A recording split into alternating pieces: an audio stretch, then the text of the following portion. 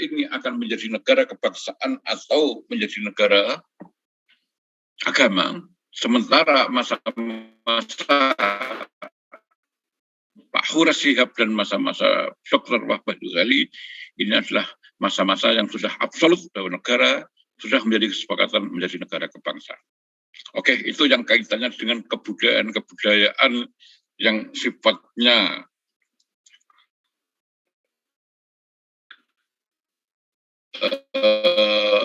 yang mengiringi bagaimana ternyata tafsir itu sendiri adalah sesuai dengan masa dan zaman masing-masing. Kaitannya dengan kebudayaan. Tentu saja kita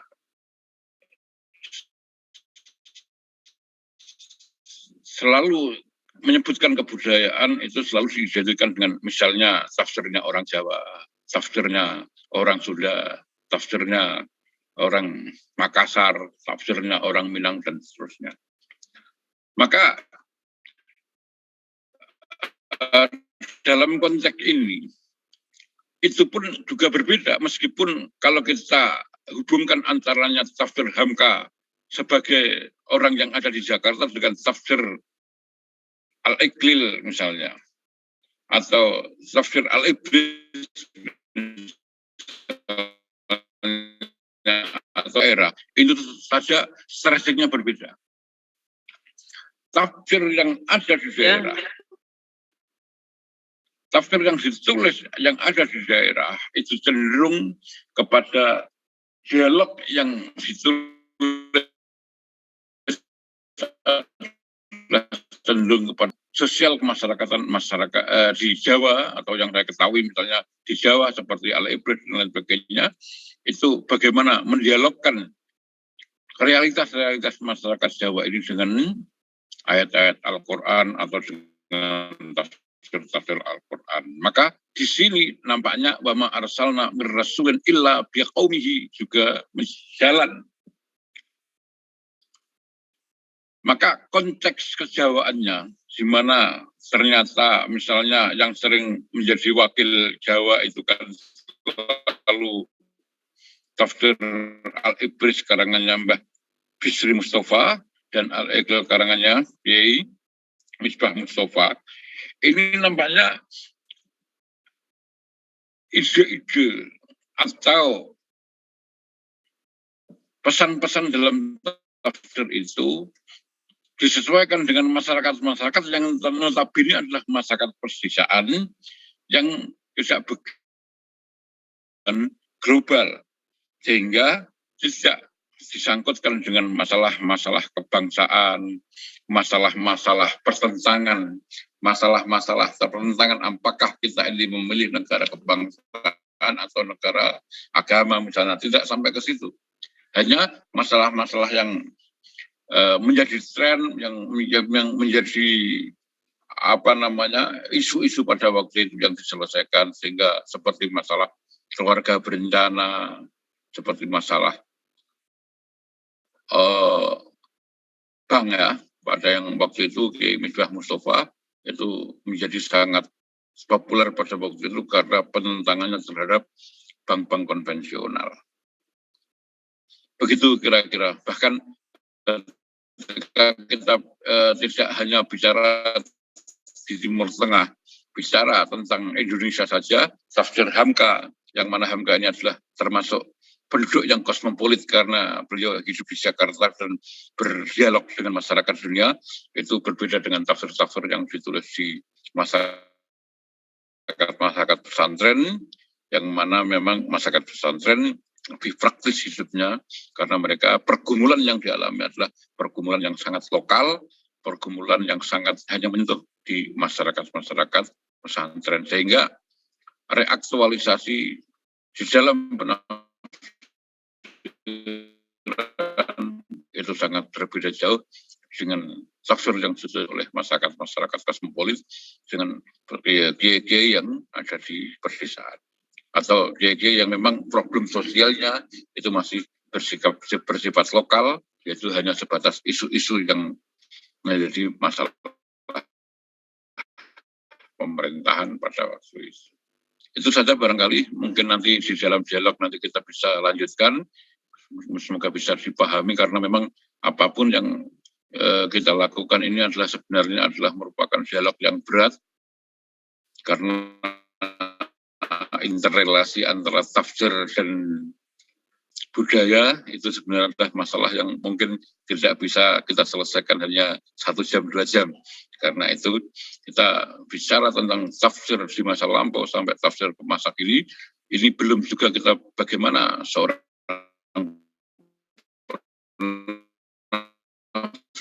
tafsir yang orang Sudan, tafsir yang orang Indonesia, yang orang Thailand dan yang lain sebagainya, tentu saja itu ada dialog-dialog di situ.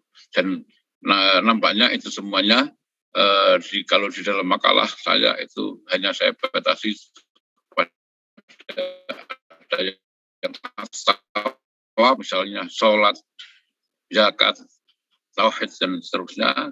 Ada yang sifatnya al-mutaghayyirat karena memang di kondisi, situasi, perbedaan budaya, perbedaan dan lain sebagainya, itu saja itu akan memicu terhadap perbedaan-perbedaan yang ada dalam penafsiran Al-Quran. Dan tentu saja tidak ada yang salah dalam hal ini, karena justru universalitas Al-Quran itu akan nampak ketika memang ayat-ayat yang kaitannya dengan adabi istimai ini atau sosial kemasyarakatan ini mampu diijawantahkan, mampu diaplikasikan dalam masing-masing zaman, dalam masing-masing situasi sosial kebudayaan di masing-masing penafsir. Terima kasih, mudah-mudahan bisa dipahami dan mudah-mudahan nanti kita bisa melanjutkan dengan dialog-dialog yang lebih bermanfaat. Waktu kami kembalikan kepada moderator. Assalamualaikum warahmatullahi wabarakatuh. Assalamualaikum warahmatullahi wabarakatuh. Waalaikumsalam warahmatullahi wabarakatuh. Terima kasih Bapak Haji Salis Mutakin yang telah menyampaikan materi pertama dengan begitu gamblang dan jelas. Baik, kita langsung saja kepada pemateri kedua, Ibu Ida Kurniasofa. Kepadanya dipersilahkan. Baik, terima kasih. Suara saya jelas? Jelas sekali. Jelas. Terima kasih. Bismillahirrahmanirrahim. Assalamualaikum warahmatullahi wabarakatuh. Alhamdulillahirabbil alamin, huwallazi anzala as-sakinata fi qulubil mu'minin liyazdadu imanan ma'a imanihim. Asyhadu an la ilaha illallah wahdahu la syarika lah ya ba'da. Allahumma shalli ala sayyidina Muhammad wa ala alihi wa ashabihi ajma'in, amma ba'du. Yang terhormat Dekan Fakultas Usuluddin dan Dakwah, Dr. Institut Darul Quran, Ustadz Mu'alim LCMA, beserta para jajarannya, Kaprodi, Sekprodi, para dosen, dan juga yang kami cintai, para mahasiswa-mahasiswi yang sangat antusias untuk mengikuti acara webinar kolaborasi ini. Baik, puji syukur kehadirat Allah Subhanahu wa Ta'ala. Ini merupakan kesempatan yang sangat luar biasa bagi saya untuk berkolaborasi tentunya dengan Bapak Salis Mutakin LC-MSI untuk menyampaikan materi mengenai interrelasi tafsir dan budaya. Di sini sebenarnya saya perlu belajar banyak juga kepada beliau, namun di sini kita sharing session, semoga lancar.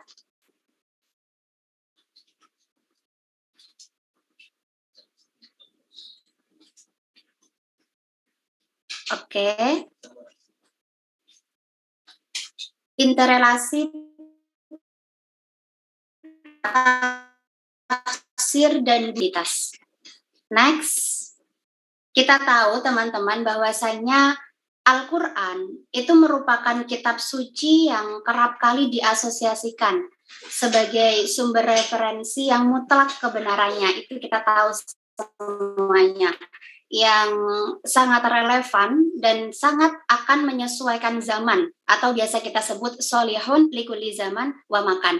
Nah, di sini akhirnya karena Al-Quran itu sifatnya solihun likuli zaman wa makan, maka memberikan ruang yang dinamis atau membuka ruang terbuka ya, adanya penafsiran dari masa ke masa.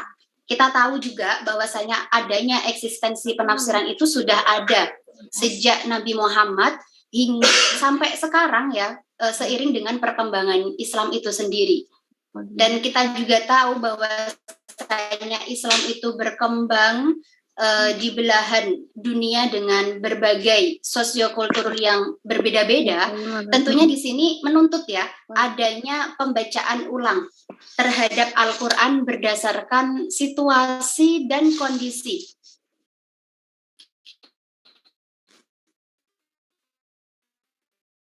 Gunanya untuk mencari jawaban atas problematika umat yang semakin kompleks. Kita tahu bahwasanya problematika Al-Quran, ketika Al-Quran itu diturunkan hingga sekarang, itu pasti berbeda-beda. Nah, maka di situ adanya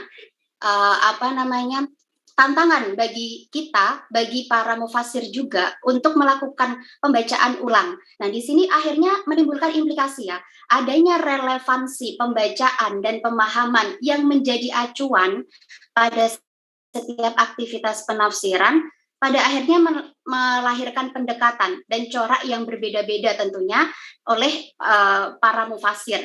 Karena masing-masing mufasir itu pasti hidupnya berbeda-beda di situasi yang berbeda-beda, di tempat yang berbeda-beda.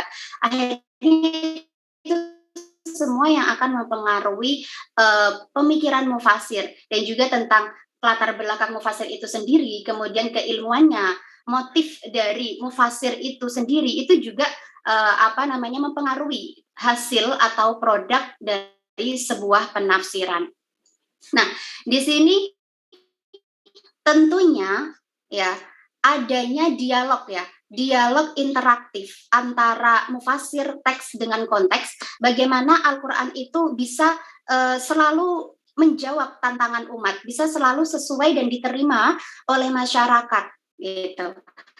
Nah, kita tahu juga di sini bahwasanya Indonesia itu merupakan negara yang memiliki penduduk muslim paling besar ya, paling besar, sehingga Indonesia juga memiliki peran besar dalam perkembangan tafsir tentunya.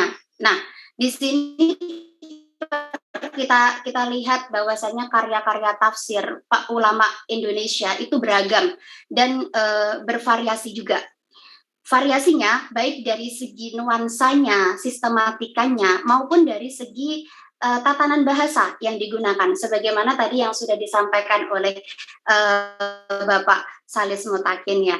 Oke, di sini saya akan membahas sebenarnya apa sih bentuk atau wujud dari lokalitas tafsir kalau di Indonesia kan itu seperti apa. Nah, di sini kita akan sedikit sharing dan mengupas itu. Oke, next. Nah, di sini saya akan membahas tafsir Jawa. Tafsir Jawa dengan beragam nuansa, beragam warnanya yang berbeda-beda tentunya. Yang pertama adalah Al-Ibris, karya Bisri Mustafa, yang sudah sangat familiar kalau di kalangan orang-orang Jawa ya. Kemudian yang kedua itu ada Kidung Rahayu serat macapat, serat mocopat, terjemahanipun Juz Amma, karya Juwahir Anomujaja. Dan yang ketiga lagu injak dulu ke pertama, tafsir Jawa, karya Bisri Mustafa dari Rembang. Nah, ini ada beberapa bentuk lokalitas yang diadopsi oleh Bisri Mustafa ya. Next.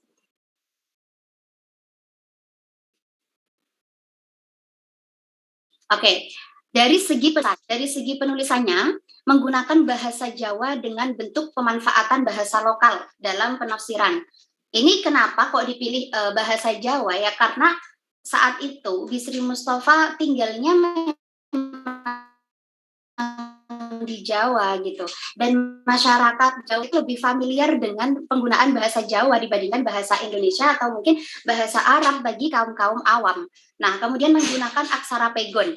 Aksara pegon ini menjadi ciri khas ya, menjadi identitas tersendiri bagi masyarakat Jawa. Selain menjadi identitas masyarakat Jawa, aksara pegon ini menjadi identitas pesantren Jawa, yang mana Bisri Mustafa sendiri ini juga merupakan kiai ulama pesantren. Nah, itu ada semacam adopsi ya, adopsi dari budaya-budaya yang ada di Jawa itu dimasukkan, diaplikasikan dalam sebuah penafsiran. Kemudian menggunakan makna menggantung atau makna gandul yang dimaknai untuk makna perkata. Nah, di sini kalau kita lihat ya sistematika dari tafsir Al-Ibris ini ya teman-teman, ini tuh wa Rabbuka lil malaikati, di bawahnya ini terdapat terjemah harfiahnya, kemudian baru di sisi kanannya dan di bawahnya itu terdapat terjemah tafsiriyahnya, itu penafsirannya. Itu kan merupakan sebuah ciri khusus pesantren. Tafsir pesantren itu pada umumnya memang seperti itu, apalagi yang terlahir dari daerah Jawa itu kebanyakan menggunakan bahasa Jawa dengan aksara pegon, kemudian ditulis dengan sistematika menggantung atau makna gandul ya istilahnya. Oke, kemudian dalam segi lokalitas penafsiran. Nah, dalam segi lokalitas penafsiran ini juga kita temukan ternyata di dalam tafsir Al-Ibris ini menggunakan unggah-ungguh boso. Selain unggah-ungguh boso ya dalam bahasa Jawa atau biasa kita kenal dengan stratifikasi bahasa, itu juga adanya unggah-ungguh etika ketika beradab masyarakat seperti apa, itu ternyata juga diadopsi dalam tafsir Al-Ibris. Oke, next kita coba lihat penafsiran mana sih yang menunjukkan adanya nilai-nilai budaya dalam tafsir Al-Ibris ini. Oke, next. Oke, kita langsung melihat dari tradisi budaya masyarakat Jawa dalam tafsir Al-Ibris, itu bisa kita lihat dalam penafsiran surah An-Nur ayat 27 yang membahas mengenai tata aturan bertamu. Nah, itu dalam surah An-Nur bunyi ayatnya adalah Bismillahirrahmanirrahim, ya ayyuhalladzina amanu la tadkhulu buyutan ghairu buyutikum hatta tasta'nisu wa tusallimu ala ahliha. Dzalikum khairul lakum la'allakum tadhakkarun. Di sini kalau kita terjemahkan dalam bahasa Indonesia, kalau kita pahami, itu kalian jangan sampai masuk rumah kalau belum dapat izin dari penghuninya gitu teman-teman. Nah, di sini ditafsirkan oleh Bisri sebagai berikut. He wong-wong kang podo iman, sira kabeh ojo podo mlebu omah kang duduk omah ira kabeh. Hingga sira kabeh podo nyuwun izin lan podo uluk salam marang ahli bait iku. Mengkono iku bagus tumrap sira kabeh, muga-muga kabeh podo nrimo pitutur. Yen sliramu nyuwun izin, kula nyuwun nuli sing duwe omah takon sinten niku, sliramu kudu terang, secara terang ya. Namanya Vika. Saya Vika dari Institut Darul Quran, seperti itu. Harus dijawab dengan terang. Atau nanti kalau misalkan dijawab pulo saja, itu pasti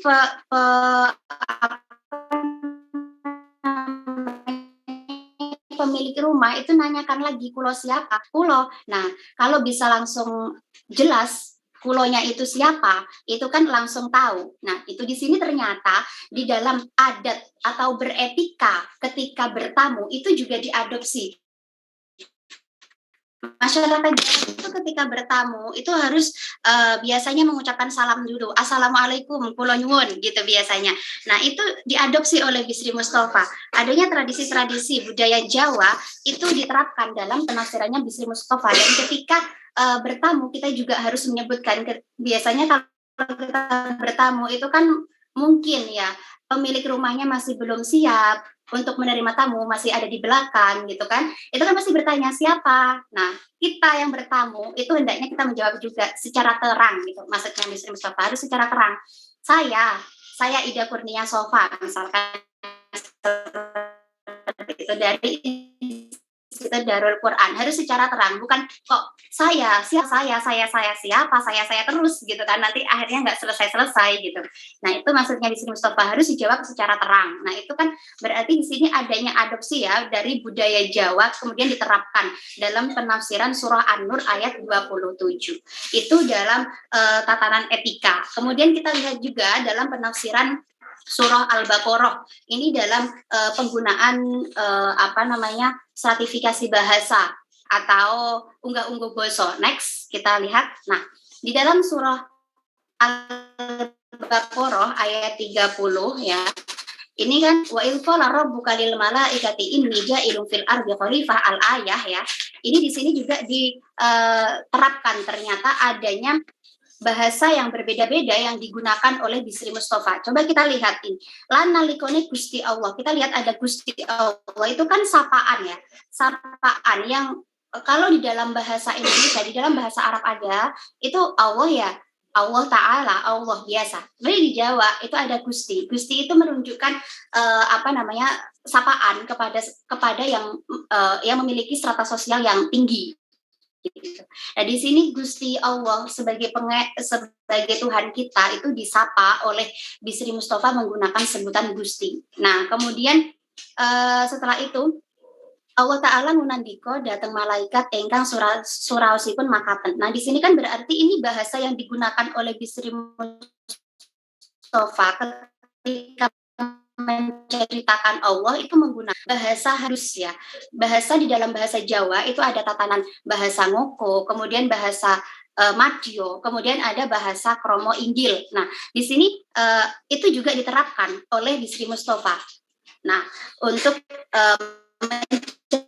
menceritakan Allah. Nah, ketika Allah itu berfirman, ingsun Allah Arab nitahakan khalifah ono ing bumi. Nah, ini langsung berubah menjadi bahasa ngoko setelah Bisri Mustafa menceritakan Allah itu sendiri dengan bahasa halus ya, kromo halus. Nah, di sini ketika Allah yang berfirman kepada malaikat itu langsung menggunakan bahasa ngoko biasa. Nah, kemudian dijawab oleh malaikat, menapa prayugi panjenengan nitahaken khalifah wonten ing bumi rupi tiyang ingkang badhe damel karisakan. Nah, itu jawaban dari malaikat itu menggunakan bahasa halus. Nah, itu kan sebagai tanda bahwasanya ketika seseorang atau ketika yang memiliki strata sosial yang lebih tinggi itu bisa saja menggunakan bahasa ngoko biasa untuk berbicara kepada di bawahnya yang memiliki strata sosial yang lebih rendah. Begitu juga sebaliknya yang memiliki strata sosial lebih rendah. Nah, malaikat ya di sini. Malaikat itu ketika menjawab firman Allah dia menggunakan bahasa kromo halus. Itu ya, penafsiran itu kita bisa tahu ya bahwasanya selain Bisri Mustafa itu menggunakan adopsi bahasa Jawa, kemudian menggunakan aksara Jawa sebagaimana yang ada aksara Pegon ya, sebagaimana yang ada di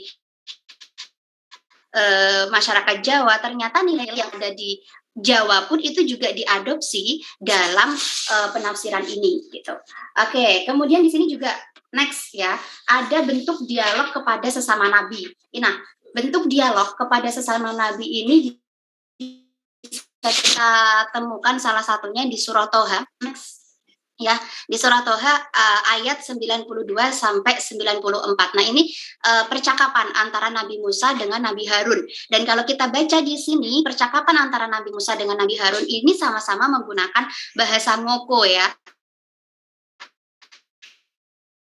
Walaupun mereka itu sama-sama nabi yang tinggi gitu ya di masyarakat, namun mereka ini kan bestie ya, sama-sama nabi gitu. Jadi untuk pengakraban gitu, mereka menggunakan bahasa ngoko biasa. Ini digambarkan oleh Bisri Mustafa dalam percakapan mereka itu digunakan bahasa suku.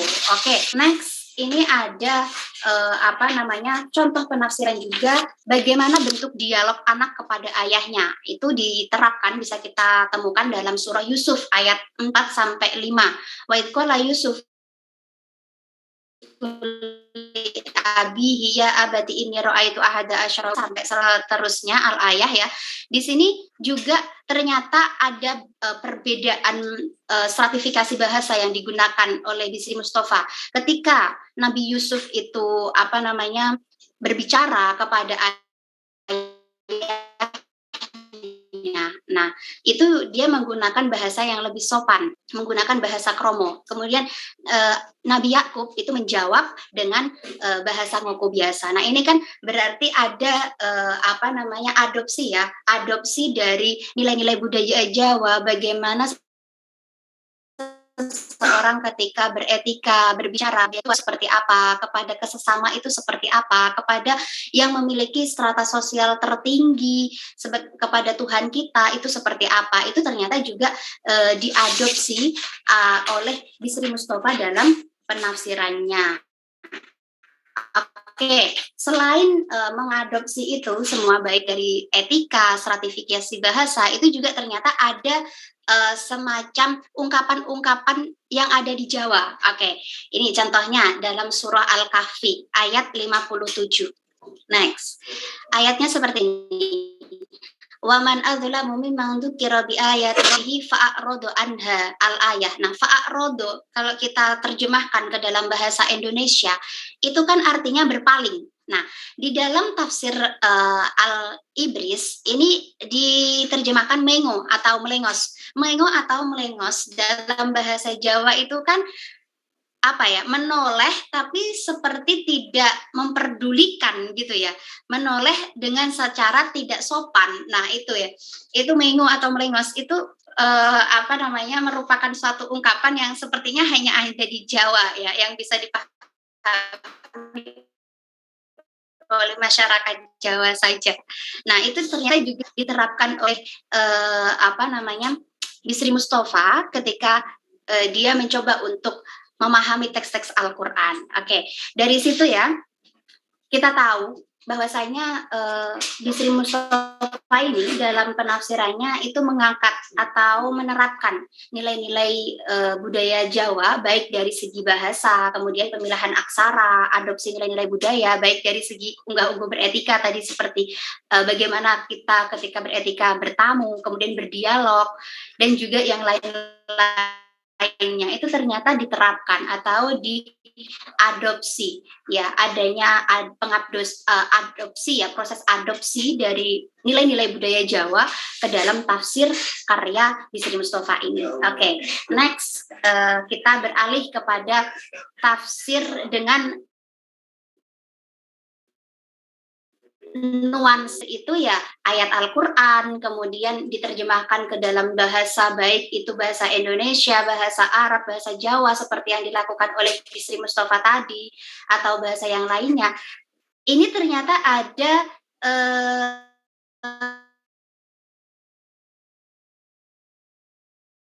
nuansa yang berbeda dalam penafsiran. Nah ini Sekar Macapat karya Ahmad Juwahir Anonim Wijaja. Nah ini sistematika dari karya tafsir yang ditulis oleh Anom Wijaja ini bentuknya adalah tembang macapat, tidak seperti yang kita tahu dan kenal seperti tafsir-tafsir pada umumnya. Nah ini penafsirannya itu dibentuk atau disusun sesuai dengan sistematika tembung macapat. Nah, ini untuk apa seperti ini? Nah ini cerita singkat bahwasanya Juwahir Anom Wijaja ini hidup di masyarakat yang suka dengan adat-adat macapat. Ketika itu setiap malam, itu hampir setiap malam ya, hampir setiap malam masyarakat selalu menembangkan macapat. Nah di sini akhirnya muncul keinginan Anom Wijaja bagaimana untuk mentransmisikan nilai-nilai atau pesan-pesan Al-Quran sesuai dengan karakter masyarakat. Masyarakat saat itu suka dengan tembang macapat. Oleh karena itu, si Kiai Juwahir Anumijaja ini berinisiatif untuk membuat karya tafsir dengan sistematika tembung macapat. Nah, kita bisa lihat ya teman-teman.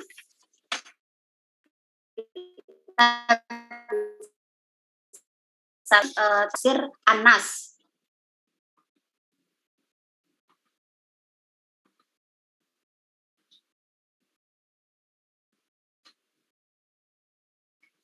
Oke, terlihat ya share screen saya.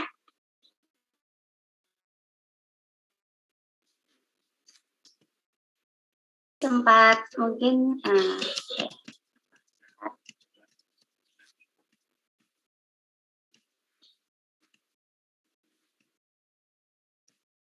mohon maaf. Oke.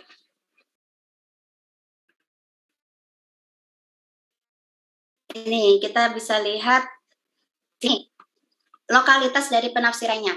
Penerjemahannya berbentuk sastra tembang macapat. Tentunya menggunakan sistematika yang sesuai dengan tembung macapat, yaitu terdiri dari bait-bait. Kemudian menggunakan bahasa Jawa, ini kita lihat menggunakan bahasa Jawa, aksaranya aksara Latin biasa. Kemudian jumlah bait pada setiap tembang itu ditulis sesuai dengan kebutuhan, bukan sesuai dengan jumlah ayat. Nah, kita bisa dilihat di sini. Ini terjemahannya itu juz amma ya. Jadi dari surah Al-Fatihah dulu, kemudian Anas sampai Anaba juz amma. Nah, di sini kita lihat surah Anas itu dikategorikan di dalam tembang macapat kinanti. Nanti ada berbeda-beda ketika kita mencoba untuk membuka penafsiran ini, itu beda surah, itu beda tembang yang dikategorikannya. Nah, di sini saya mengambil sampel surah Anas itu dikategorikan kinanti ya. Nah, ini ada beberapa, ada sampai 7. Nah, itu kan menunjukkan lokalitas atau adanya integrasi antara masyarakat, adanya nilai-nilai budaya yang diadopsi. Bagaimana sih intinya masyarakat itu bisa memahami teks Al-Quran dengan baik dan benar, bisa diterima, bisa dengan mudah diaplikasikan dalam kehidupan. Itu kan akhirnya beragam ya cara dari mufasir yang ingin dilakukan gitu. Oke, kemudian next. Di sini ada kualitas lagu Qur'ani karya Muhammad Qayyim Ya'qub yang ketiga. Nah, di sini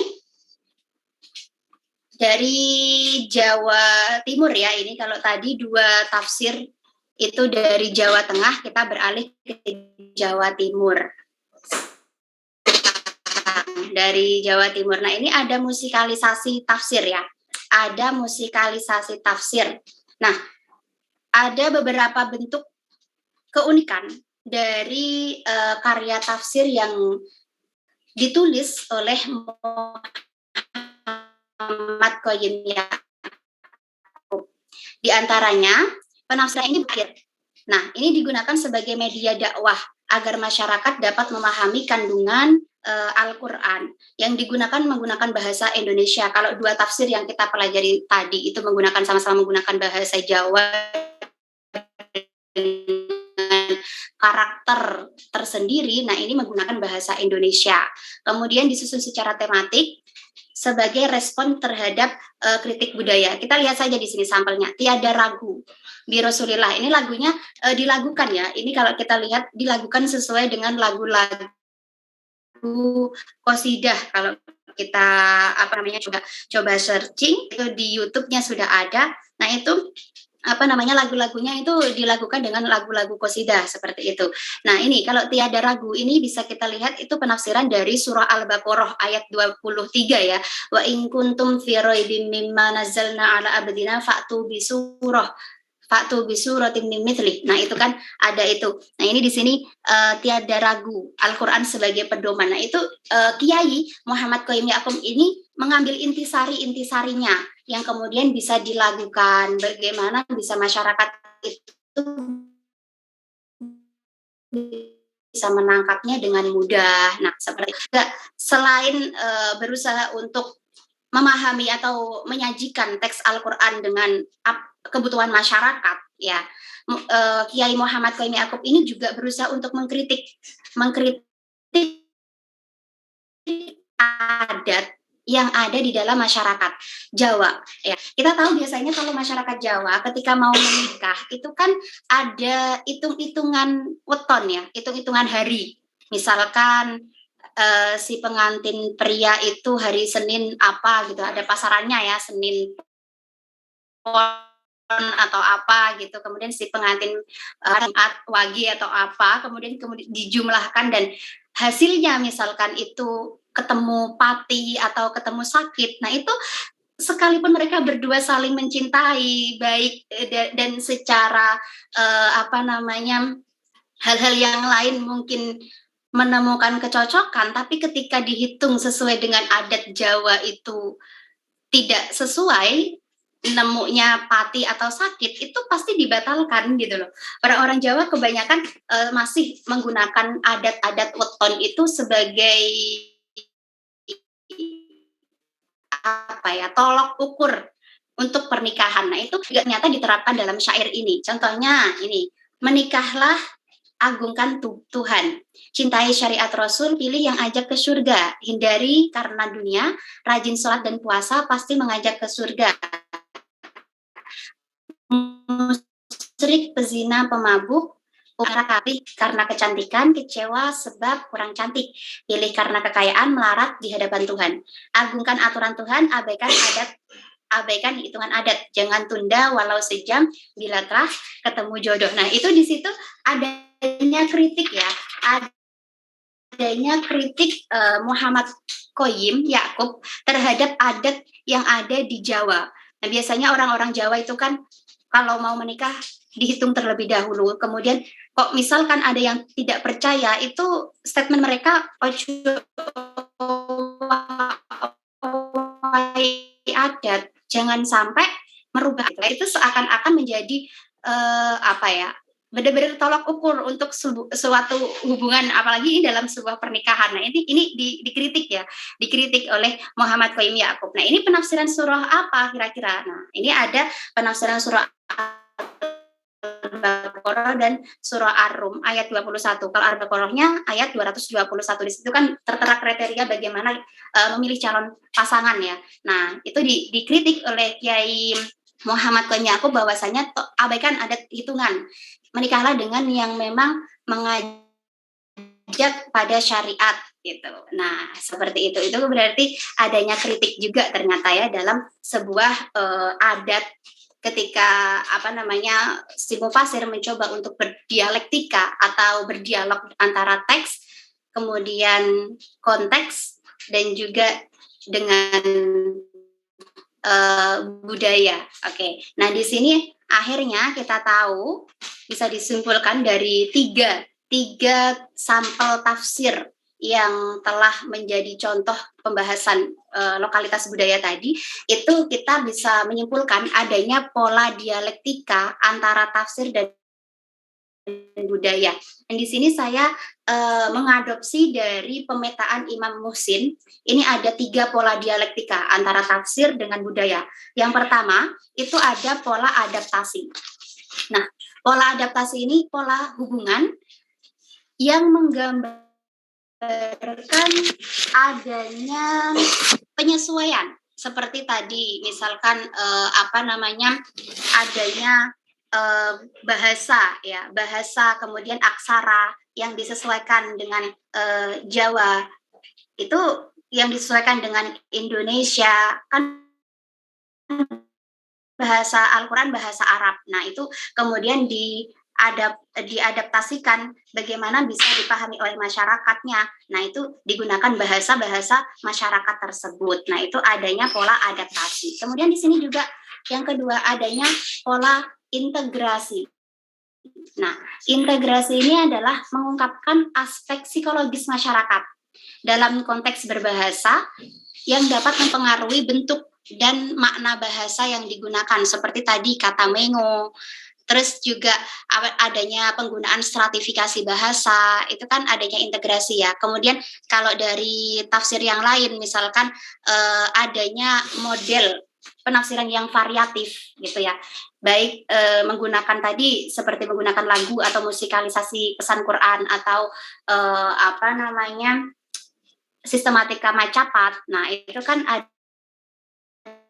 adanya integrasi antara teks Al-Quran dengan budaya.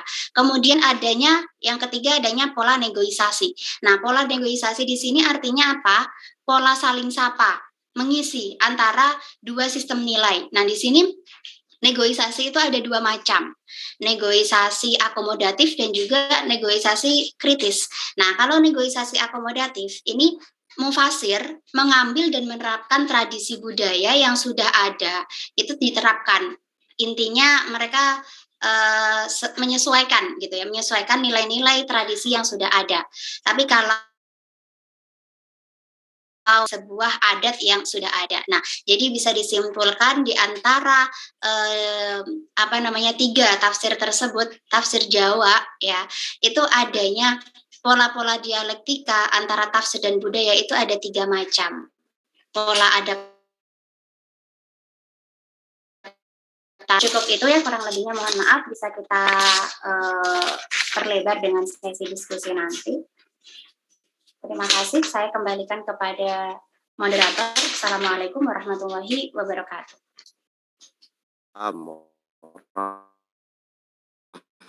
Waalaikumsalam warahmatullahi. Oke, terima kasih kepada Ibu Ida Kurnia Sofyan telah menjelaskan interrelasi tafsir dengan budaya, khususnya dengan budaya di Jawa dan di Indonesia secara umum. Baik teman-teman, di sini mungkin pasti ada yang ingin berdialog dan bertanya. Untuk sesi pertama, saya buka 3 penanya dulu. Mohon sebutkan namanya dan ditujukan kepada siapa pertanyaannya. Terima kasih. Nama dan asal institusi.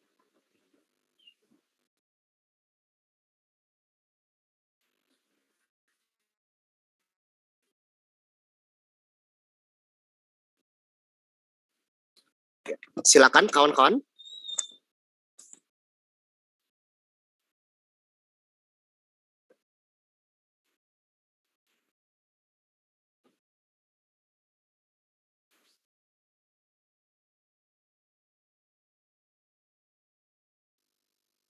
Oke, Nadia Ruham ya, raise hand ini.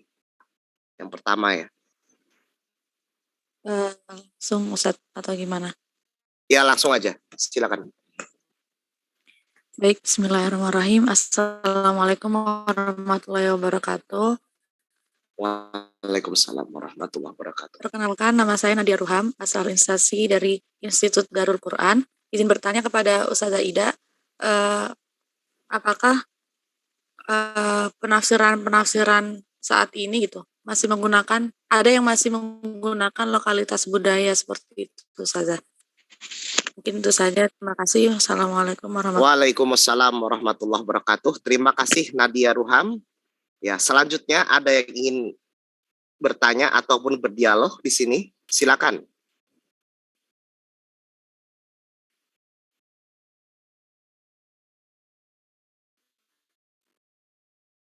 Ada lagi?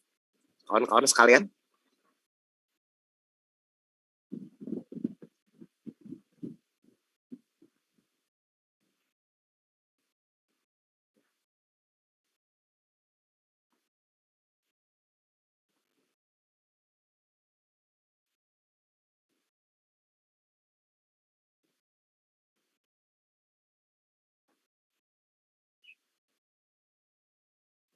Oke.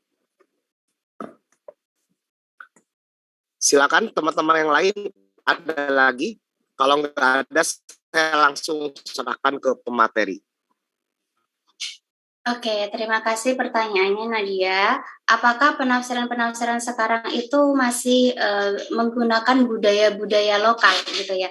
Kita tahu ya bahwasanya tadi juga sempat saya singgung ketika di awal ya, mufasir itu ketika menafsirkan dia tidak berasal dari sebuah ruang yang kosong. Nah, produk dari seorang mufasir itu pasti dipengaruhi oleh latar belakang yang melingkupi identitas dari mufasir itu sendiri, baik itu dari segi keilmuannya, baik itu dari segi di mana dia tinggal, baik juga dari segi sosial masyarakat, ya, sosiokultural dia. Nah, sekarang kalau kita lihat contohnya tafsir sekarang itu apa sih yang yang masih beredar? Contohnya tafsir yang baru, kayak misalkan nih tafsirnya Firanda Andirja, ya, tafsir Wahabi, ya, bisa kita kategorikan seperti itu juga ya kalau kita melihat konteks tafsir dari segi bias keagamaan gitu. Nah, itu kan tentunya dipengaruhi oleh lokalitas di mana si mufasir itu tinggal. Jadi lokalitas itu tidak kok ada di Jawa saja, di Sunda juga ada. Tafsir-tafsir Sunda itu juga mengusung lokalitas-lokalitas Sunda. Tafsir yang lain itu juga pasti mengusung lokalitas-lokalitas dari budayanya masing-masing. Kita mencoba untuk ranah luas saja. Tafsir Indonesia itu pasti mengusung nilai keindonesiaan yang ada. Itu pasti. Jadi tergantung masyarakat, tergantung mufasirnya. Mufasir itu mau membawa ranah tafsirnya itu kemananya. Pasti kalau kita lihat tafsirnya itu tafsir Indonesia, ya itu pasti ranah-ranah nuansa keindonesiaannya itu pasti ada gitu. Jadi karena makanya di situ seringkali disebut bahwasanya sebuah produk tafsir itu merepresentasikan identitas mufasirnya. Nah, itu jadi kemungkinan apakah tafsir, kan kalau produk tafsir itu selalu berkembang ya, bisa jadi nanti Nadia berasal dari Sunda, itu mencoba untuk membuat kayak area tafsir tersendiri dengan corak-corak nilai-nilai budaya Sunda yang diusung gitu, itu bisa juga gitu. Jadi masih memungkinkan, tergantung dengan si mufasir itu sendiri. Sedangkan kita tahu di sini ranah tafsir itu no ending ya, pasti akan terus berkelanjutan sesuai dengan perkembangan zaman, sesuai dengan kebutuhan masyarakat, sesuai dengan kebutuhan umat, begitu. Ini cukup? Ya, serahkan ke moderator. Oke, ini ada pertanyaan yang kedua.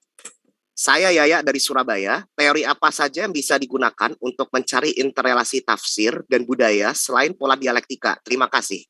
Pertanyaan dari Yaya.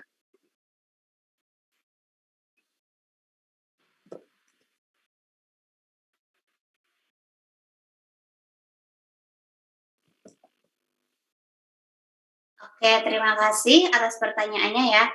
Teori apa saja yang biasa digunakan untuk interrelasi ini ya?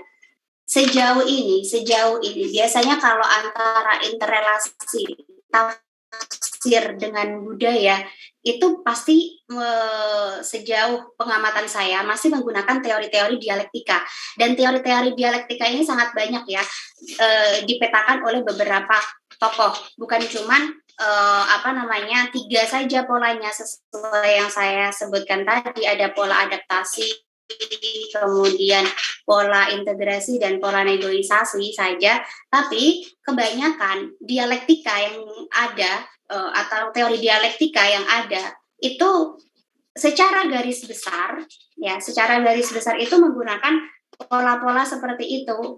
Apakah yang digunakan itu ada nggak ya proses-proses transmisi dalam budaya-budaya yang ada itu apa saja? Nah, itu kebanyakan ketika kita membaca proses atau teori dialektika itu secara garis besar menggunakan 3 pola tadi itu, pola adaptasi, integrasi, dan juga negosiasi. Sejauh yang saya tahu itu antara relasi tafsir dengan budaya masih menggunakan teori-teori dialektika. Nah, teori-teori dialektika itu yang banyak yang sesuai dengan tokoh yang akan kita kutip begitu.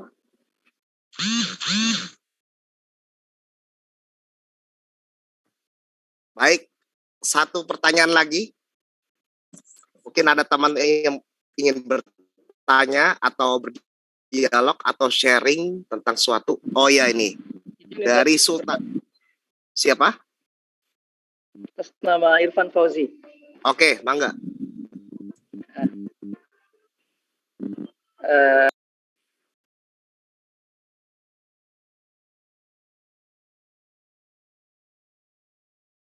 Bismillahirrahmanirrahim. Assalamualaikum warahmatullahi wabarakatuh. Mohon izin bertanya kepada pemateri pada siang hari ini. Adapun pertanyaan sebelumnya, saya Irfan Fauzi dari Institut Darul Quran semester 3 prodi IAT juga. Alhamdulillah izin bertanya pada ustadz-ustadz semua terkait budaya tafsir ya, atau ini. Pertanyaan kami adalah mengapa dalam tradisi tafsir itu sangat sedikit sekali mufasir perempuan ya? Dan saya juga belum mendapatkan data daripada seorang mufasir perempuan yang ada di Indonesia termasuk. Kalau kita melihat di Mesir itu kan ada Aisyah bintu Sati merupakan mufasir daripada Mesir. Nah, kalaupun di Indonesia itu siapa dan banyak atau tidak atau seberapa datanya gitu. Itu saja mungkin Ustaz atau pemateri. Terima kasih.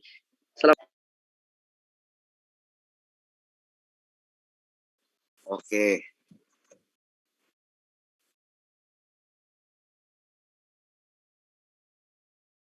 Oh iya.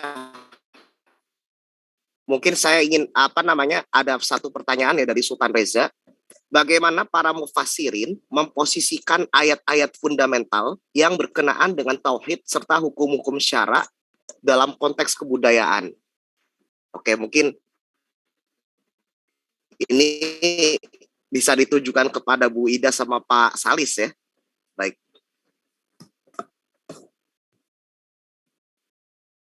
Mungkin tadi Mas Irfan juga bisa ke Bu Ida, bisa ke Pak Salis ya.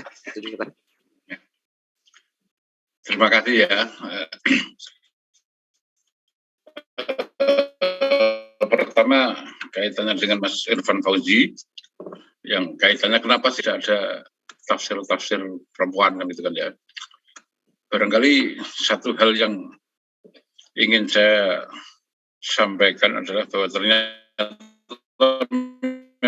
memang kalau kita memakai pendekatannya Dr. Yusuf Qaradawi, itu memang ada masa lalu Islam itu ada masa lalu yang dekat, ada masa lalu yang jauh. Masa lalu yang jauh ini adalah terkait dengan di mana masa-masa Rasulullah Shallallahu Alaihi Wasallam, masa sahabat, masa tabiin ya.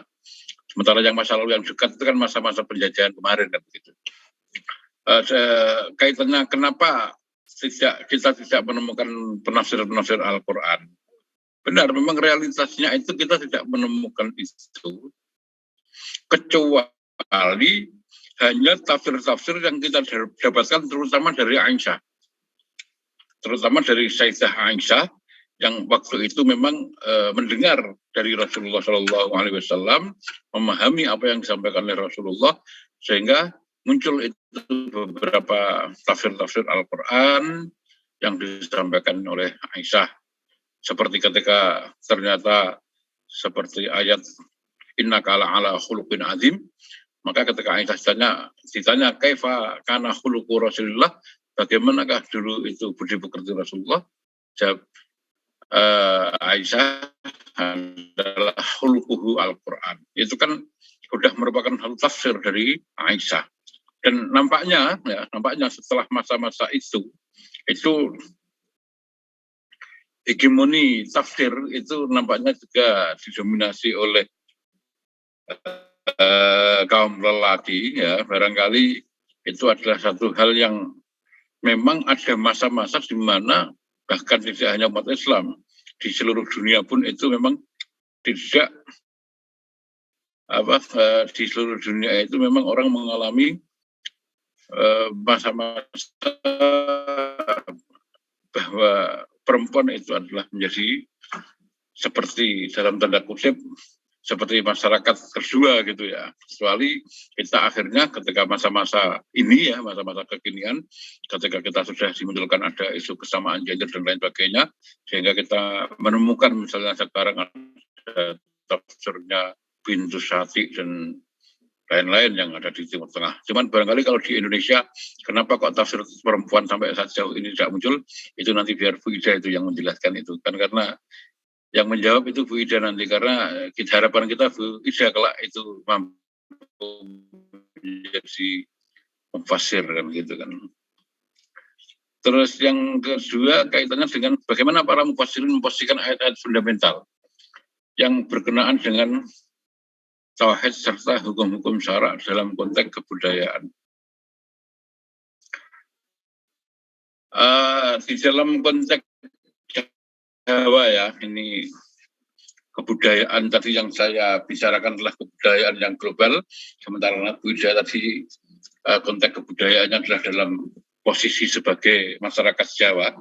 Dalam konteks Jawa sebenarnya kaitannya dengan hukum-hukum syariat sendiri itu sudah ada muncul itu Kiai siapa itu yang dari Pekalongan yang pada waktu itu menyebut bahwa rukun Islam itu hanya satu. Rukun Islam itu hanya satu, hanya asyhadu alla ilaha illallah wa asyhadu anna Muhammadar Rasulullah. Dalam konteks Jawa waktu itu kan memang yang dibutuhkan kan memang orang itu berislam dulu.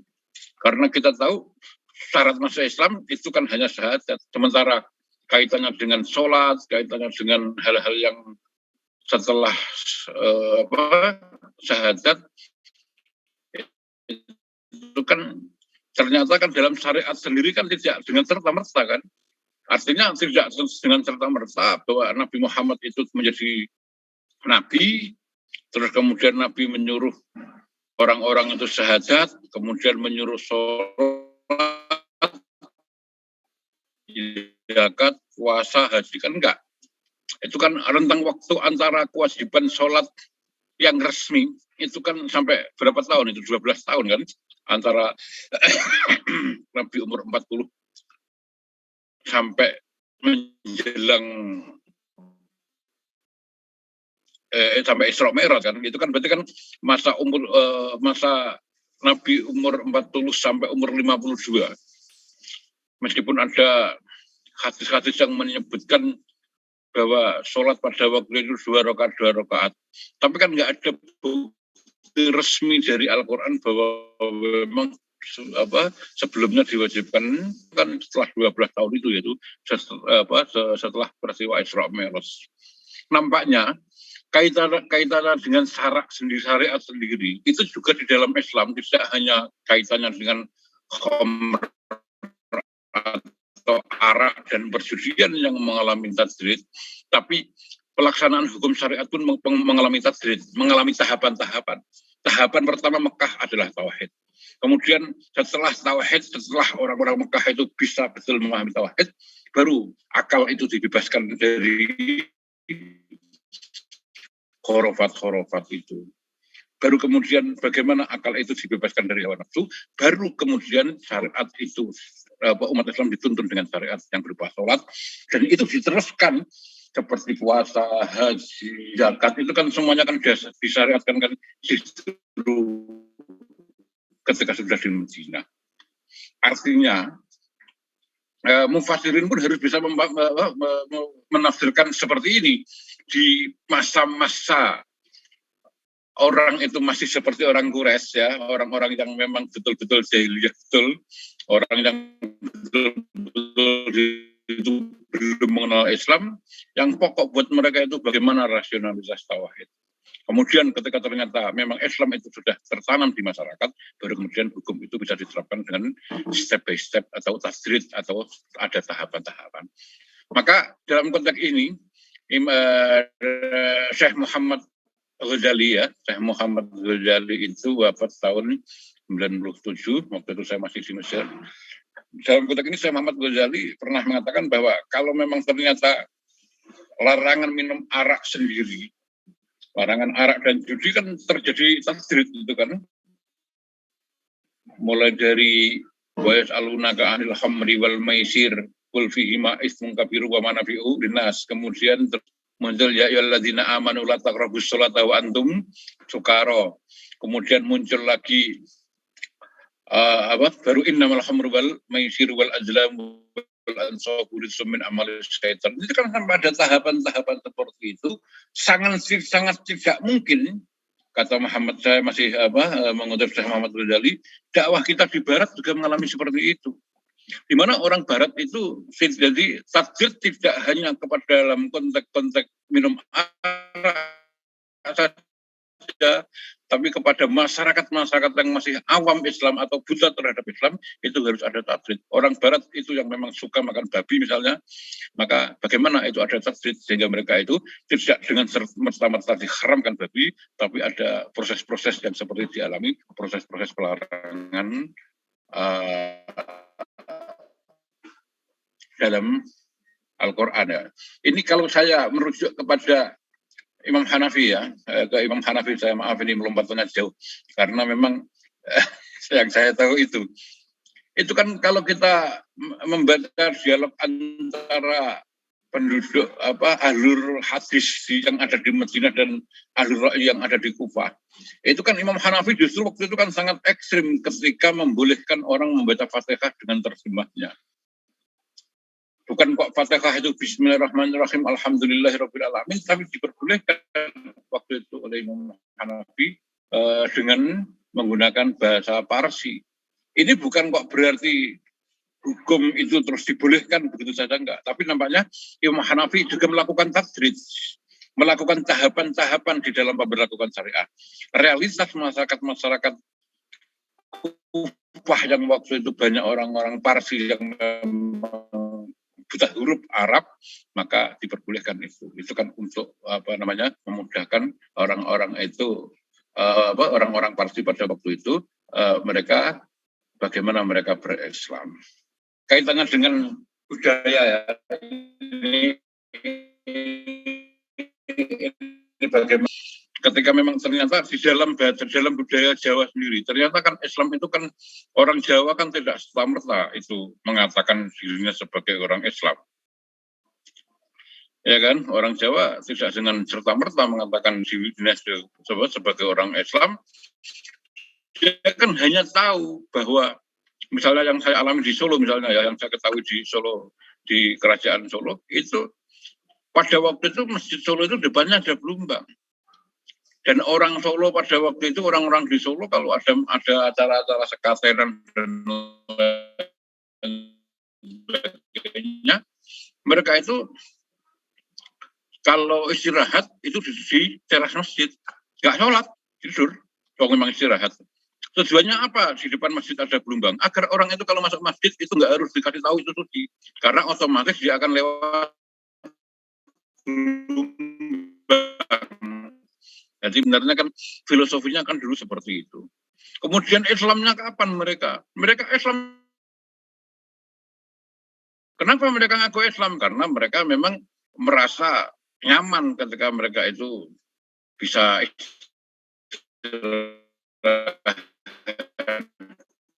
ramah lingkungan lah pada waktu itu.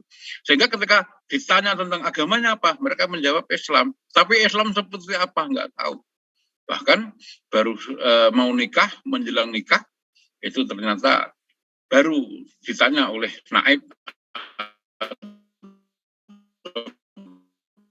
penghulu waktu itu, agamanya apa Islam? Bisa saja enggak? Itu kan sama penghulunya kan hanya dibimbing untuk bersyahadat, untuk mengatakan asyhadu alla ilaha illallah wa asyhadu anna Muhammadar Rasulullah, sudah Islam. Sholat nanti dulu. Nampaknya Kalau saya memahami itu nampaknya tajwid yang ada di masa Iqra' bismi rabbika sampai kepada resmi perintah sholat itu saja membutuhkan waktu sampai 12 tahun. Itu pun kenapa itu tidak dilakukan tajwid juga di daerah-daerah tertentu. Toh Indonesia dulu juga mengalami tajwid, ya, mengalami tahapan-tahapan seperti itu. Terima kasih, itu barangkali mudah-mudahan bisa dipahami dan bermanfaat. Baik, terima kasih Bapak Salis atas penjelasannya. Mungkin Bu Ida ingin menambahkan. Terima kasih atas pertanyaannya. Baik, tadi itu mengenai budaya tentang ayat-ayat fundamental ya. Nah, kita kalau mencoba melihat realitas yang ada di masyarakat tentu khususnya di masyarakat Jawa ya. Saya masih belum tahu masyarakat yang lain karena saya dari Jawa ya. Itu kan kalau misalkan di Jawa itu, kalau yang dari daerah-daerah lumayan abangan, itu kan biasanya ada kayak semacam ritual manganan di pohon besar, entah itu di sumur besar, atau mungkin ada di makam-makam yang itu kaitannya dengan sebuah kepercayaan. Nah, itu kepada ulama-ulama Islam ya, dan juga para mufasir yang mencoba untuk mentransmisikan nilai-nilai Islam kepada masyarakat. Hal-hal yang seperti itu ternyata diisi dengan kajian-kajian atau ritual-ritual keagamaan seperti, ya memang masih tetap melaksanakan ritual di pohon besar atau di sumur besar untuk biar nanti sebagai tolak bala gitu ya. Tapi itu diisinya dengan sebuah pengajian seperti pembacaan Yasin atau apa gitu. Itu kan berarti adanya integrasi ya. Para ulama-ulama itu tidak kok langsung menghapus budaya masyarakat Jawa, akan tetapi berusaha untuk mengganti esensinya nilai itu, ritual itu yang dilakukan itu apa, seenggaknya yang misalkan ada nilai-nilai negatif itu mencoba untuk diganti kepada ranah-ranah keislaman. Nah, sekilas itu ya, tadi sudah dijelaskan oleh Pak Salis secara gamblang. Kemudian kepada pertanyaan yang kedua, apakah di Indonesia itu ada mufasir perempuan? Sejauh yang coba saya teliti, di Indonesia sendiri belum ada kalau mufasir perempuan. Namun di sini kalau mufasir yang masih hidup perempuan itu ada. Hanan Laham, itu kita bisa akses, kita coba bisa lihat di Facebook beliau. Hanan Laham itu hampir setiap hari update statusnya itu mengenai penafsiran. Jadi kayak di sini tuh ada digitalisasi tafsir ya. Hanan Laham di Facebooknya itu hampir setiap hari posting penafsiran. Kalau nggak salah kemarin saya sempat baca itu pada surah Al-Mu'minun ya. Al-Mu'minun sekarang itu penafsirannya itu.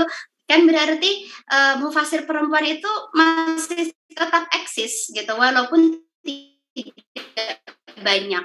Nah, buktinya dengan cara beragam, kita tidak hanya kalau ranah tafsir, apalagi di era sekarang itu tidak kok tafsir itu harus bentuknya buku atau bentuknya kitab-kitab yang tebal-tebal seperti yang kita tahu. Ternyata ada media lain gitu. Nah, sekarang itu ada Hanan Laham itu contohnya di Facebooknya, itu teman-teman bisa lihat, bisa coba searching Hanan Laham tapi pakai bahasa Arab ya, tulisannya Hanan Laham. Itu hampir setiap hari beliau itu posting mengenai penafsiran.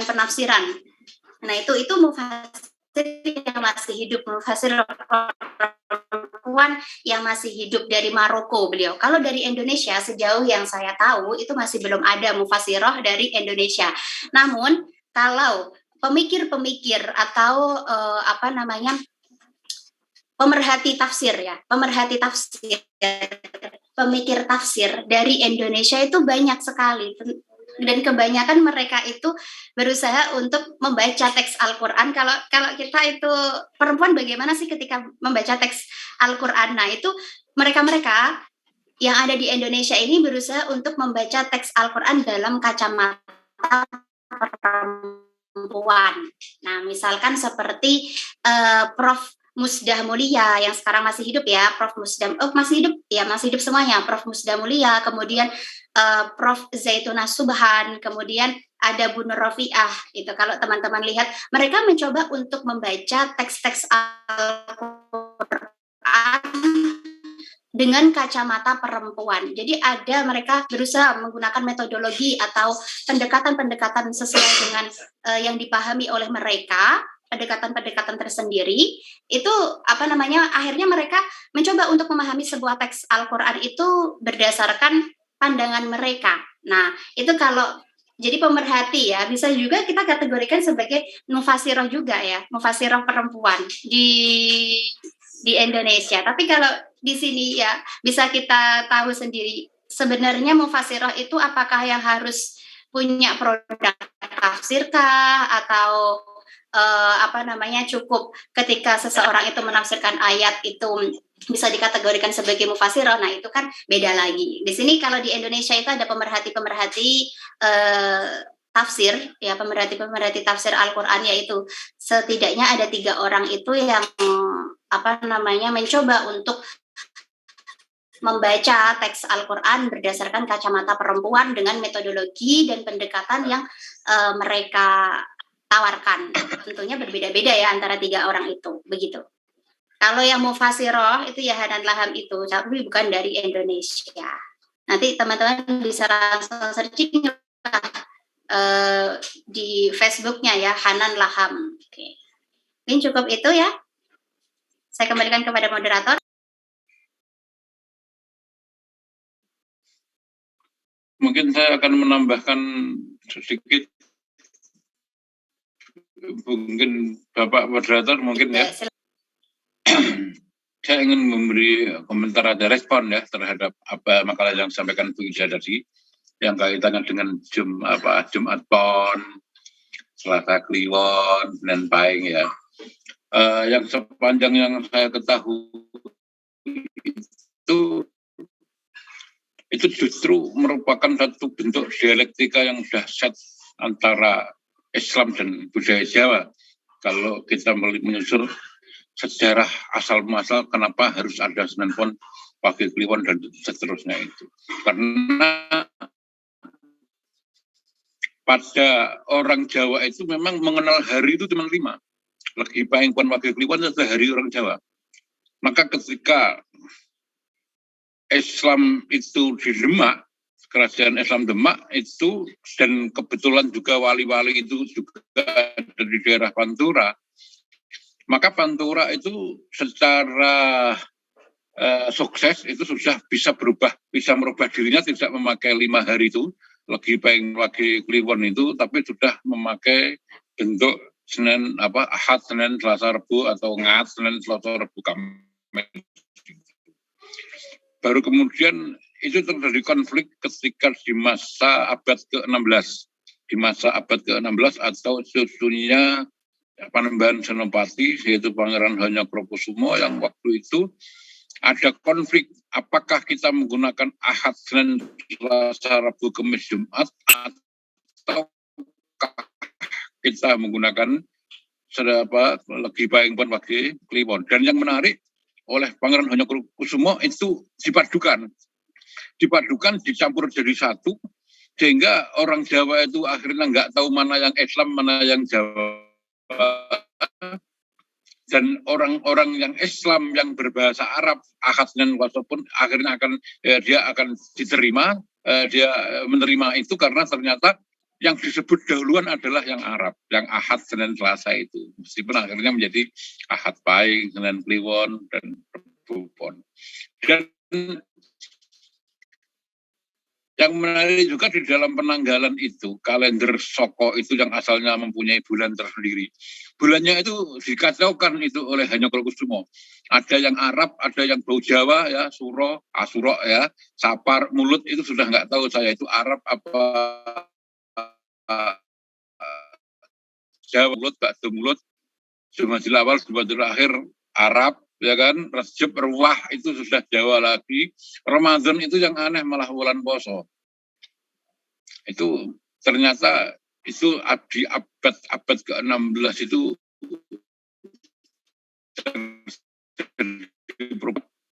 Jawa digowo.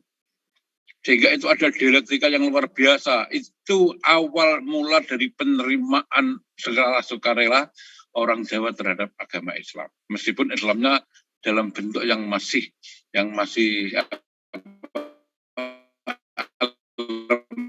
elementer lah. Persoalan pada akhirnya itu kok ada hitungan-hitungan nanti yang Selasa itu 7, Legipon itu Selasa itu 7, Legipon itu 5. Itu kan kalau menurut itu ulah dukun-dukun dagangan untuk mencoba untuk mencari peruntungan dari situ gitu kan. Tapi sebenarnya konteksnya penggabungan pada waktu itu karena memang ada konflik dari masyarakat pesisir yang memang sudah mapan Islamnya dengan masyarakat Solo dan Jogja dan sekitarnya yang memang masih dengan budaya Jawa. Jadi itu sekaligus itu bisa menjelaskan tentang sinkretisasi Islam di Jawa dan sekaligus bisa menjelaskan bahwa ternyata ada dialektika yang luar biasa. Sehingga kita mungkin mempunyai kalender yang paling rumit di dunia. Karena harinya juga harus 2 dan seterusnya. Terima kasih. Itu hanya tambahan informasi saja. Biar kita agar kita lebih bijak melihat itu sehingga kita tidak melihat dengan kacamata yang barangkali tidak terserabut dari kebudayaan kita sebagai orang Melayu atau orang Jawa. Terima kasih. Mudah-mudahan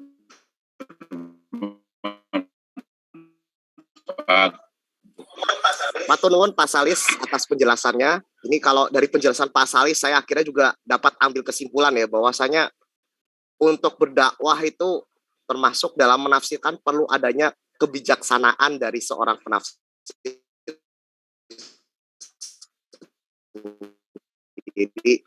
Jadi bukan hanya di soal kita orang Sunda Pak, juga ada penanggalan Sunda, Rayagung dan sebagainya. Itu pengaruh jadi Sultan Agung Mataram. Yang orang Priangan begitu juga. Iya. Ini mohon maaf, masih ada pertanyaan lagi dari Bapak Agusman Armansyah.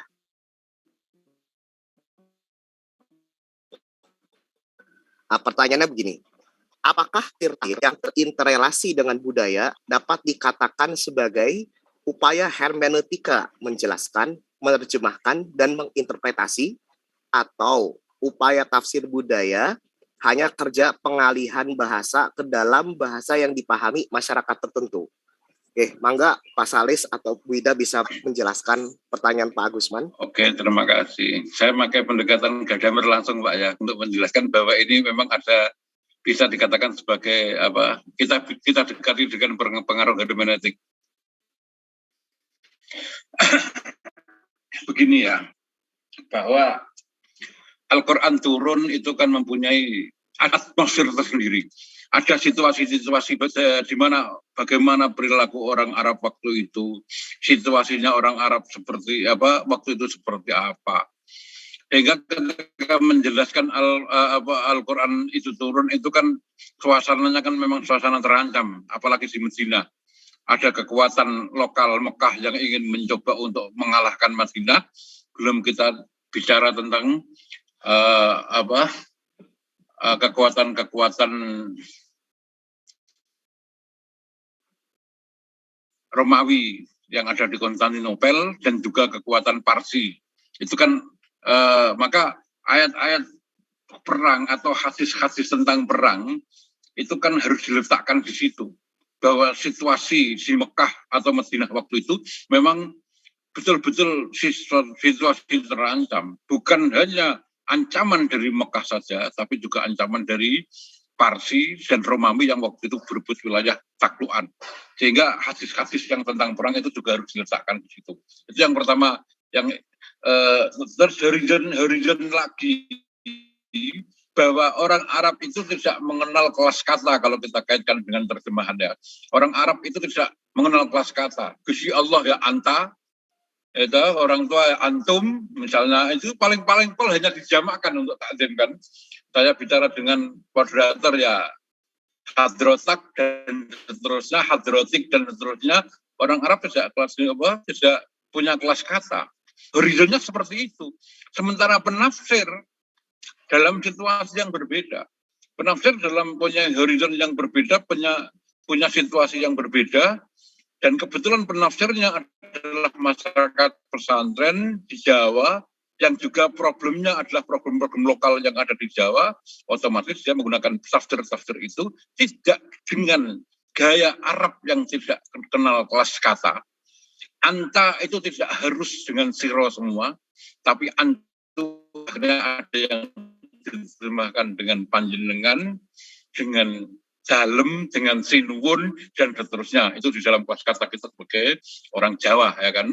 Itu kalau kita dekati dengan Gadamer, maka atmosfer yang ada pada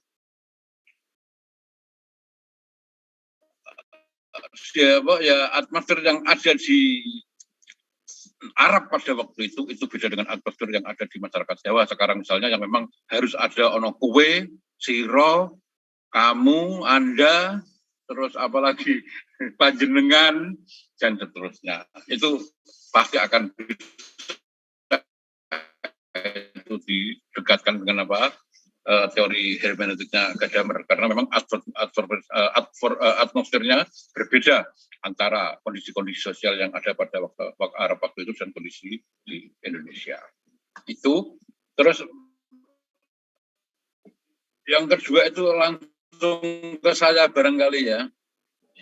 Nanti mungkin ini yang konsen Bu Ida mungkin ya, tapi saya yang Pak Irfan dia yang Bu Ida yang dan apakah betul ada yang tafsir Buddha yang berbahasa Cirebon. Tapi saya sangat percaya karena Cirebon itu kan sebenarnya bukan Sunda kan ya. Cirebon itu bukan Sunda, bukan Jawa, tapi Jawa Banten. Saya yakin itu ada itu Jawa Banten daerah sekitar Cirebon Indramayu atau Jawa Bantennya yang ada di Banten sana, itu saya yakin ada. Tapi kalau untuk memastikan itu saya belum pernah tahu itu apakah ada di Cirebon itu yang menulis tentang masalah tafsir. Mungkin dari Bu Ida bisa menambahkan, monggo. Aturun. Baik, terima kasih. Oke, saya merespon dulu mengenai apakah produk tafsir yang terinterrelasi, dan itu bisa dilakukan proses hermeneutika gitu ya. Kita tahu bahwasanya proses hermeneutika itu teks, konteks, dan juga kontekstualisasi gitu ya Ustaz Agusman ya. Ini apakah ada produk tafsir yang terinterrelasi budaya itu apakah ada gitu? Kita langsung saja mencoba melihat kepada contoh tafsirnya saja. Kalau kita melihat di dalam tafsir karya Kiai Misbah Mustafa dari Tuban, dari Jawa Timur.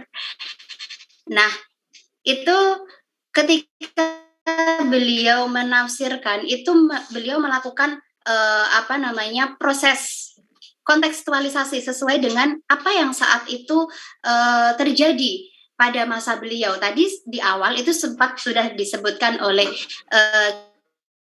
Kiai Salis Mutakin sebenarnya bagaimana Kiai Misbah ini merespon program KB. Nah, itu kan berarti bagaimana cara mufasir ini mengontekstualisasikan sesuai dengan keadaan, situasi, dan problem apa yang terjadi saat dia hidup itu. Di sini itu di situ ada respon Kiai Misbah Mustafa terhadap program KB yang dilakukan oleh rezim Orde Baru. Menurutnya dia tidak setuju dengan adanya program KB itu karena ada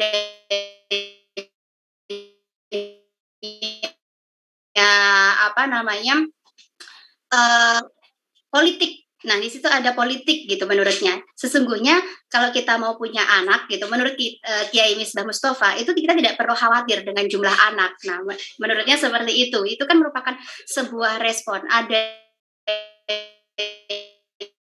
di masyarakat ketika itu untuk menjawab problem. Nah, itu beliau itu merespon surah Al-An'am ayat 151. Itu beliau mencoba mengkontekstualisasikan dengan program KB yang ditawarkan oleh pemerintah. Nah, itu salah satu contohnya. Saya langsung ke contohnya saja gitu ya. Oke, kemudian dari tafsir dari Cirebon ya. Cirebon itu bahasanya menggunakan bahasa apa sebenarnya? Jawa, Sunda, atau masuk di mana? Jawa, Banten. Kalau kita Jawa, Banten ya. Oke, nah itu kita butuh penelusuran juga ya. Biasanya itu ada kitab-kitab tafsir yang memang hanya menjadi dokumen pribadi saja.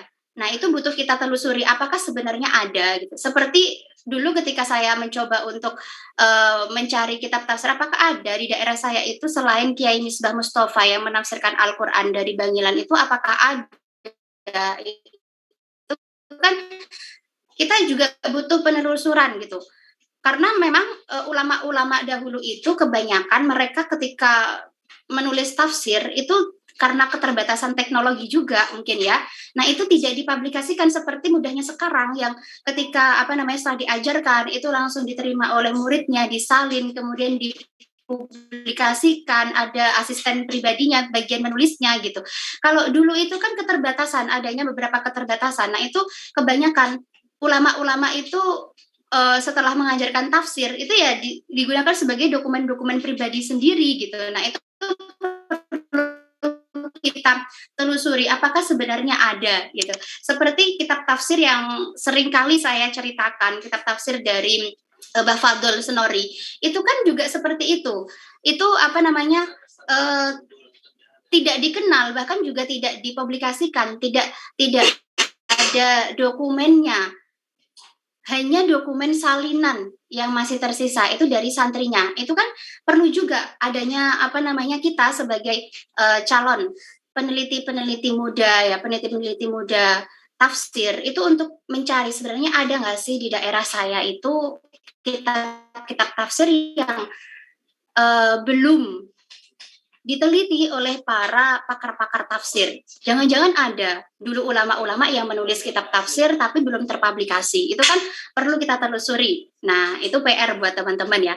Kalau sejauh dari yang saya tahu juga sepertinya saya belum pernah membaca juga itu apakah ada tafsir dari Cirebon. Nah, itu perlu nanti ya teman-teman kita telusuri bersama apakah ada kitab tafsir dari Cirebon. Oke, mungkin cukup itu ya, kurang lebihnya mohon maaf bila ada banyak kekurangan dan ketidakpuasan. Saya kembalikan kepada moderator. Alhamdulillahirrabbilalamin. Baik, terima kasih. Semakin siang ini diskusinya semakin hangat ternyata ya. Mulai bicara hermeneutik sampai kepada pertanyaan tentang tafsir yang berbau lokal. Oke, mungkin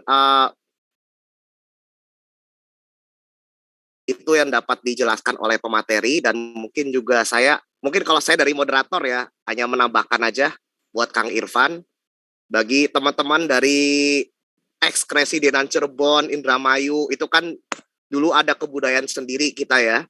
Mungkin bisa suatu ketika Anda kalau diberi kemampuan rezeki dan sebagainya meneliti tentang naskah-naskah yang ada di wilayah Cirebon dan Indramayu, khususnya yang pakai bahasa Jawa Cirebonan atau Jawa Banten. Ya mungkin emang kalau udah Cirebon, Indramayu kan kadang-kadang orang suka bingung gitu ya, dibilang Jawa enggak, Sunda juga enggak, jadi kadang suka bimbang. Nah makanya teman-teman yang dari sana, ayolah punyai kesadaran untuk merawat naskah-naskah yang ada di wilayah setempat. Begitu juga teman-teman dari ex-Kresidenan Tegal, Banyumas yang Jawa Ngapak itu, kalau ada dokumen-dokumen yang berbahasa Jawa Banyumasan ya dipertahankan. Ya, mungkin saya hanya mengambil kesimpulan begini dari dua pemateri. Di sini saya mengambil itu Pak Salis dari perkataannya Cak Nun. Yang paling bisa kita simpulkan dari interrelasi antara tafsir dengan budaya adalah Jawa digowo, Arab digarap, Barat diruat. Maksudnya gimana? Dalam masalah ini, ketika kita menafsirkan, itu kita harus memperhatikan berbagai aspek. Nah, misalkan Al-Quran yang berbahasa Arab, bagaimana caranya agar dipahami oleh indigenous people atau orang pribumi, dan bagaimana caranya membumikan bahasa Tuhan ke penduduk bumi dalam pengertian masyarakat setempat. Makanya saya istilahnya M. Hainun Najib atau Cak None tadi, Jawa digowo, Jawa digawa, Melayu dibawa, apapun itu, Arab digarap, Barat diruat. Jadi nilai-nilai dari luar itu bagaimana kita kontekstualisasikan. Al-muhafadzatu alal qadimis sholih wal akhdhu bil jadilil aslah. Mempertahankan nilai-nilai lama yang masih relevan dan tapi juga adaptif terhadap nilai-nilai baru. Mungkin itu aja dari kami sebagai moderator di acara siang hari ini. Kurang lebihnya mohon maaf kalau ada salah kata ataupun ada kekurangan di acara ini. Billahi taufik wal hidayah, wallahul muwaffiq ila aqwamit thoriq. Wassalamualaikum warahmatullahi wabarakatuh. Waalaikumsalam warahmatullahi Kembalikan kepada MC. Baik, untuk acara selanjutnya yaitu pembacaan doa yang akan dipimpin oleh Saudara Wajihi Firda. Kepadanya disilahkan.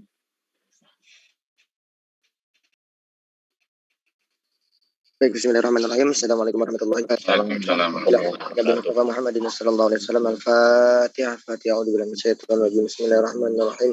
Alhamdulillahirabbil alamin arrahmanir rahim maliki yaumiddin. Iyyaka na'budu wa iyyaka nasta'in. Ihdinas siratal mustaqim.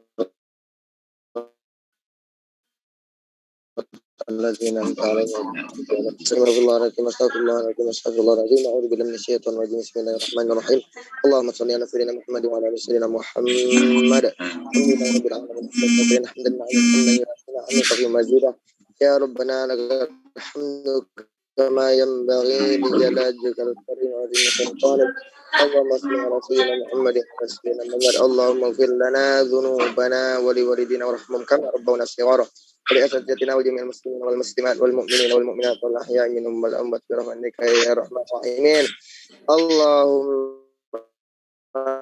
إنا نسألك سلامة في الدين وعافية في الجسد وسيئة وبركة في الرزق وتوبة قبل الموت ورحمة عند الموت وغفرة بعد الموت اللهم هون علينا في سكرات الموت اللهم هون علينا في سكرات الموت اللهم هون علينا في سكرات الموت والنجاة من والأفعين الإصابة اللهم ارزقنا فهم النبيين وحفظ المرسلين وإلهام الملائكة المقربين اللهم فقهنا في الدين وعلمنا في التأويل إلى سواء السبيل اللهم انفعنا بما علمتنا وعلمنا ما ينفعنا وزدنا علوما تنفعنا ربنا آتنا في الدنيا حسنة وفي الآخرة حسنة وقنا عذاب النار وصلى الله على سيدنا محمد وعلى آله وصحبه وسلم ودخلنا الجنة مع الأبرار يا العالمين والحمد لله رب العالمين. Assalamualaikum warahmatullahi wabarakatuh. Assalamualaikum warahmatullahi wabarakatuh. Alhamdulillah, acara webinar nasional telah selesai dilaksanakan. Saya Ima Iklima selaku Master of Ceremony pamit undur diri. Wassalamualaikum warahmatullahi wabarakatuh. Waalaikumsalam warahmatullahi wabarakatuh. Mungkin sesi foto bersama dulu kali ya, teman-teman silakan di on cam. Oke, kita sesi foto pertama.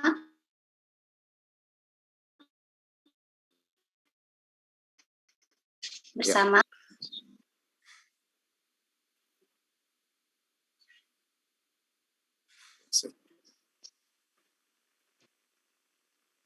Ayo teman-teman silakan di on cam biar terlihat wajahnya.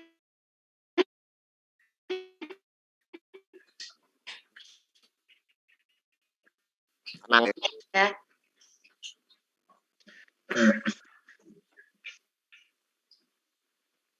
Wajahnya sudah di SS, di print screen.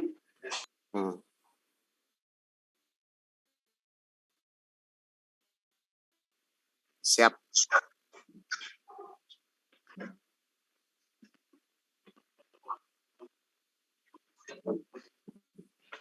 Sip.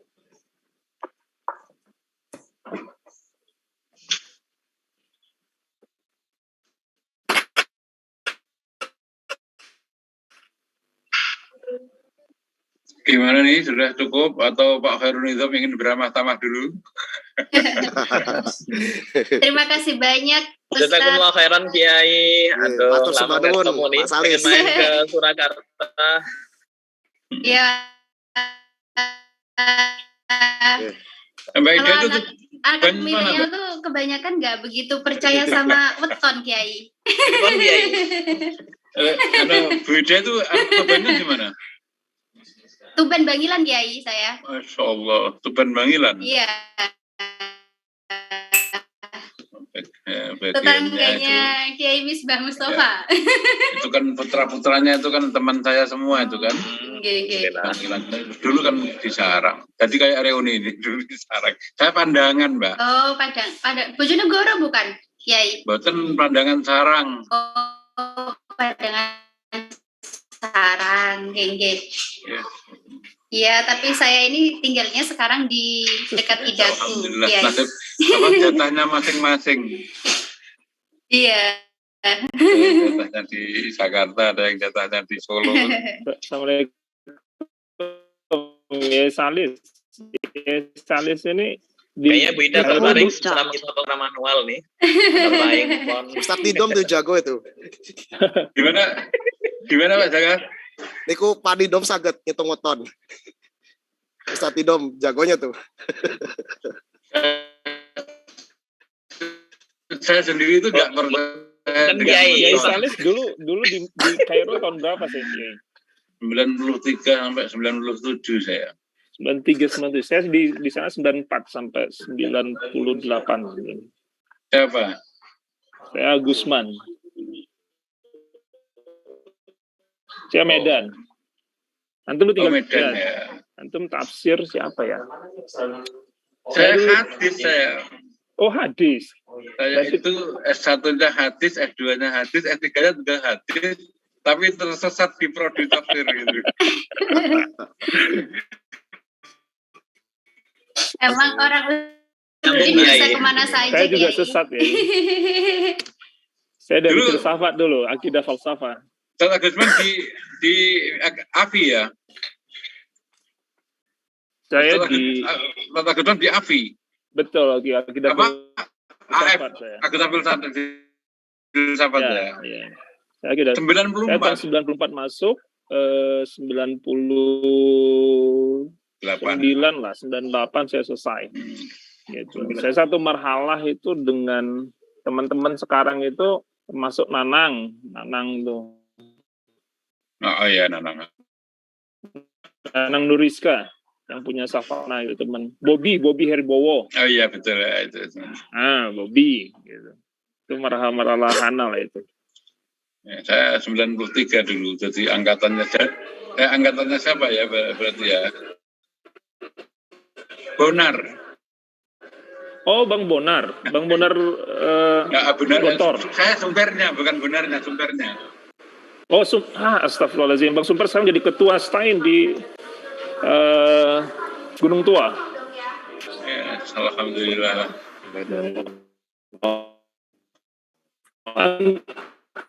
Antum gontor juga? Enggak, saya di Sarang enggak. Oh, oke. Ya, kenal baik lah itu yang antum sebutin, kenal baik itu. Kita lebih kenal dengan siapapun kan. Iya. Terutama teman angkatan dulu. Iya, teman main bola soalnya ya. Ya. Ketemunya juga di main bola itu. Iya. Di lapangan juga. Oke, kita nih rooming nih kayaknya nih teman-teman. Ya, makasih ya. Mungkin saya pamit dulu ya, kurang lebihnya mohon maaf. Oke. Suwun Kiai. Matur nuwun Kiai. Bu Ida, dan teman-teman ya. Insyaallah. Oke. Izin saya cabut dulu ya. Nggih, monggo. Assalamualaikum warahmatullahi wabarakatuh.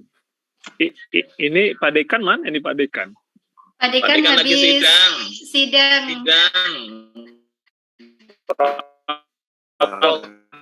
Enggak doktoral. Nasionalis sekali nih bajunya Pak Terbuka Gusman hari ini, doktoral. Pak. Merah putih, tretan muslim. Ya, kita tretan muslim nih kayaknya. Jadi carok. Saya lagi di luar nih. Oh. Ustaz Lagi mana Gusman sepertinya perlu belajar dan membaca kitab-kitab tafsir yang berasal dari bahasa-bahasa daerah. Itu yang kemarin itu kan saya lihat juga tuh Iblis. Aduh. Iya, kitab tafsir pertanyaan. Ya, ada tafsir bahasa Batak nggak?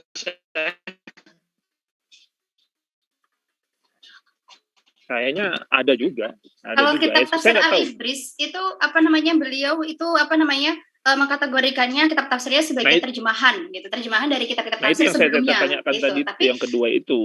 Jangan-jangan itu cuma hanya karena nggak ada yang baru. Kita berbicara laki wamah tapi, gitu kan. Kalau kita teliti lebih mendalam, itu kitab tafsir itu juga berusaha untuk menjelaskan lagi gitu. Ya. Jadi kan yang diartikan tafsir itu menjelaskan lagi, nggak cuma menerjemahkan dari kitab-kitab tafsir yang sudah ada. Gitu. Benar. Yang tadi yang ada hermeneutika itu terang.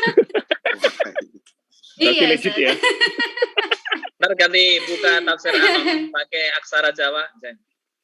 Nah, tapi seru lah kalau tafsir Nusantara itu kan. Kalau yang tadi yang Singkili itu kan memang terkenal ya gitu ya.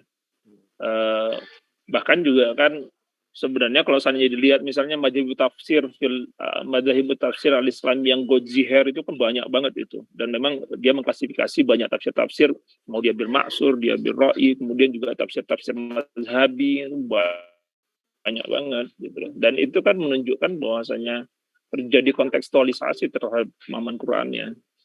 Tapi oke lah hari ini keren. Masih perlu banyak belajar juga, Ustaz. Ya, keren. Cuman Syekh Nidom, Ustaz Zaka dan Sayyidah, ini nggak pakai background tadi, harusnya pakai background. Tadi itu sudah pakai background, ternyata di sana itu nggak support ininya. Ini juga gelap saya. Aduh, gimana ini? Sayang sekali. Iya. Sama kamera di saya lagi error. Aduh, sayang nih, supaya kan bagus ya gitu. Jadi kalau seandainya kita foto pun semuanya kan sudah ada backgroundnya gitu. Mudah-mudahan. Oke, khairan saya. Ya, oke lah ya. Kalau izin beliau, assalamualaikum. Waalaikumsalam warahmatullahi wabarakatuh. Waalaikumsalam warahmatullahi wabarakatuh. Terima kasih, atur nuhun. Sampurasun rahayu. Rahayu, ya.